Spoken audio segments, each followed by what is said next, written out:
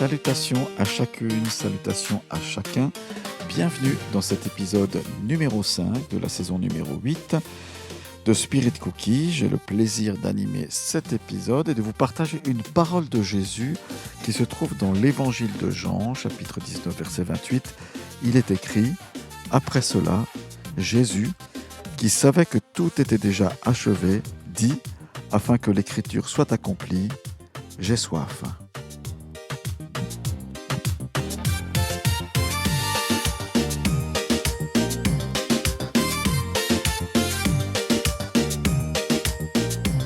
Rappelons-nous que lorsque Jésus est crucifié, c'est pas seulement une souffrance physique qu'il ressent, qui devait du reste être atroce, mais c'est aussi une souffrance spirituelle.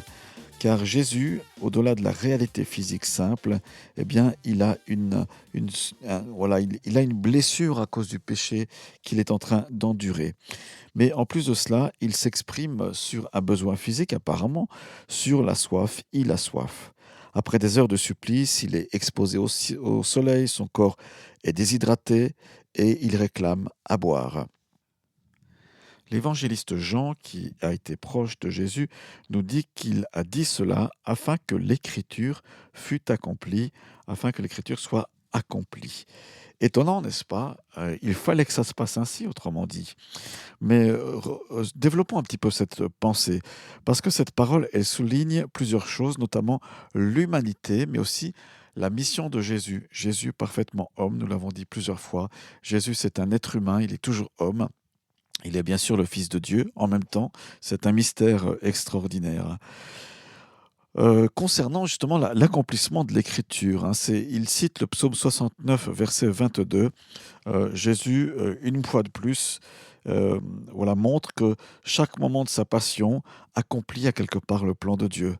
Il y avait la prophétie: ils ont du fiel dans ma nourriture et pour apaiser ma soif, ils m'ont donné du vinaigre. C'est le psaume 69, verset 22. Donc il y a comme un élément marquant qui est là, finalement pas tellement pour lui, mais pour nous montrer combien les choses étaient connues d'avance de Dieu. Et puisqu'elles étaient connues, elles ont été écrites, non pas comme quelque chose d'automatique qui devait se passer, mais ça devait se passer. C'était une réalité que Dieu connaissait déjà. Voilà, l'accomplissement de l'écriture, c'est à noter dans cette simple parole de Jésus, qui est mentionnée dans l'Évangile. Et puis, il y a une notion aussi de plénitude de l'humanité.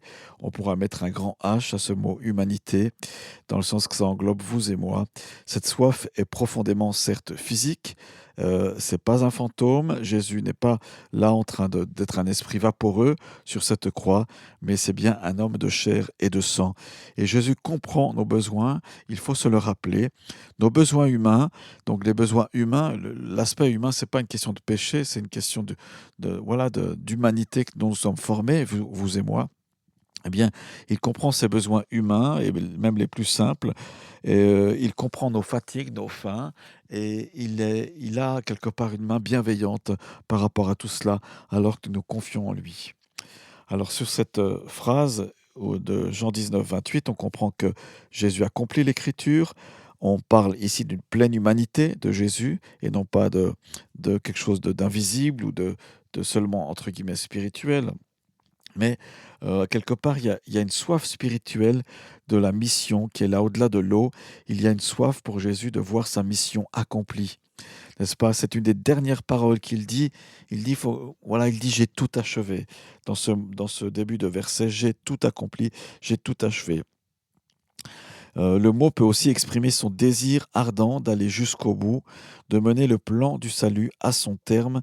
Jésus avait soif de sauver, c'est clair, et soif que sa mission soit accomplie, probablement impatient que ça termine et que ses souffrances physiques et spirituelles se terminent.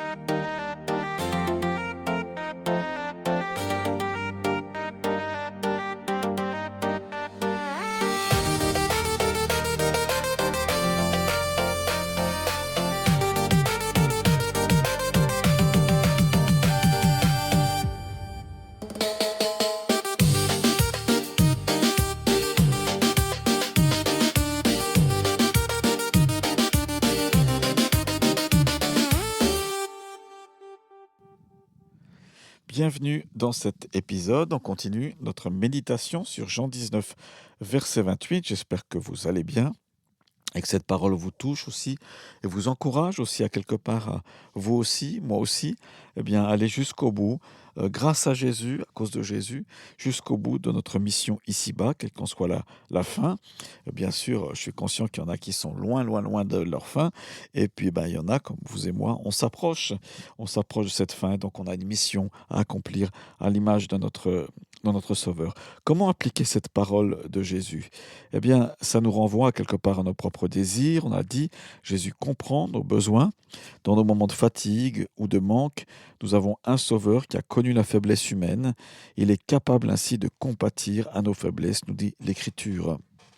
Et nous pouvons, quelle grâce, nous présenter devant lui avec nos besoins les plus simples, peu importe où nous sommes et peu importe les besoins que nous avons. Il est question bien sûr de soif inétanchable à quelque part dans Jean 4,14. Il est dit que on peut venir il a dit celui qui boira de l'eau que je lui donnerai n'aura jamais soif. Donc toutes les soifs de ce monde, pouvoir, argent, reconnaissance, ne sont que des verres d'eau salée. Donc on peut essayer de les boire, mais ça durera qu'un moment. La seule chose qui peut combler ma véritable soif spirituelle, c'est la vie éternelle qui, écoutez bien, est offerte et reste offerte par Jésus. Tout ce que tu fais, tout ce que tu peux penser, rien n'y ajoutera, car cette vie spirituelle, cette vie éternelle, elle t'est offerte alors que tu mets ta confiance en Jésus-Christ pour ton salut. Donc je répète cette phrase extraordinaire de Jésus, celui qui boira de l'eau que je lui donnerai n'aura jamais soif. Veux-tu venir auprès de ton Sauveur, de ton Seigneur, pour qu'il puisse étancher ta soif, qu'il puisse te donner ce dont tu as besoin afin d'expérimenter la plénitude spirituelle? Alors c'est auprès de lui qu'on peut trouver cela. Jésus comprend nos besoins, il y a auprès de lui une eau de la vie éternelle, et puis à quelque part, on peut expérimenter un double désir, c'est celui d'avoir soif de Dieu, et peut-être que lui a soif de toi, soif que tu puisses lui partager, soif que tu puisses t'ouvrir à lui, soif aussi d'écouter, de t'écouter, mais soif aussi que tu l'écoutes, parce que la Bible se plaint à quelque part que le peuple de Dieu ne l'écoute pas vraiment. Ô Israël, si tu m'écoutais, dit une phrase biblique. En tout cas, Jésus désire ardemment que tu viennes à lui. Cette parole d'aujourd'hui est une invitation à te tourner vers la source d'eau vive, la véritable source d'eau vive. Et je vous invite, comme on le fait dans ces podcasts, à prier avec moi. Seigneur, merci parce que tu es le seul capable d'étancher ma soif spirituelle. J'ai soif de ton esprit, j'ai soif de toi, j'ai soif de ta parole, soif de voir aussi ton royaume se manifester pour ceux que j'aime et même ceux que je n'aime pas. Seigneur, je reconnais que toi seul peux combler le vide qui est en moi. Mon cœur a soif de toi. Rassasie-moi de ta présence, de ta parole, de ton amour, de tes promesses, des promesses qui s'accomplissent, afin que je ne cherche plus ma satisfaction dans ce qui ne peut durer, dans ce qui est terrestre, charnel, voire démoniaque. Au nom de Jésus, je prie. Amen.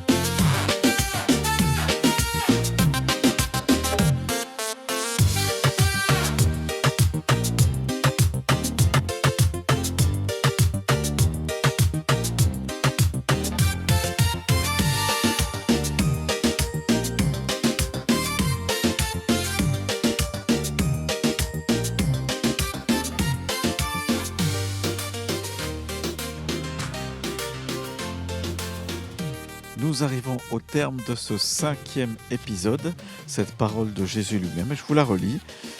Dans Jean 19, 28, après cela, Jésus, qui savait que tout était déjà achevé, a dit afin que l'écriture soit accomplie, j'ai soif. Voilà, Dieu sait toutes choses, Dieu connaît nos cœurs, on peut venir chaque instant vers lui. Merci d'avoir écouté Spirit Cookie. Quel plaisir de vous voir de plus en plus nombreux sur ce site et voilà, je peux seulement voir ceux qui téléchargent les épisodes, mais voilà, il y a une bonne équipe en fait. Je peux vous dire les derniers chiffres, il y a à peu près 1000 téléchargements par mois. Donc bravo, faites passer le mot si vous voulez, puis rendez-vous sur spiritwiki.org. Il y a des articles, il y a des choses à trouver sur ce site, il faut un petit peu fouiller là-dedans. Voilà, je vous souhaite le meilleur, je prie pour vous, que Dieu vous bénisse abondamment et à la semaine prochaine. Ciao, ciao.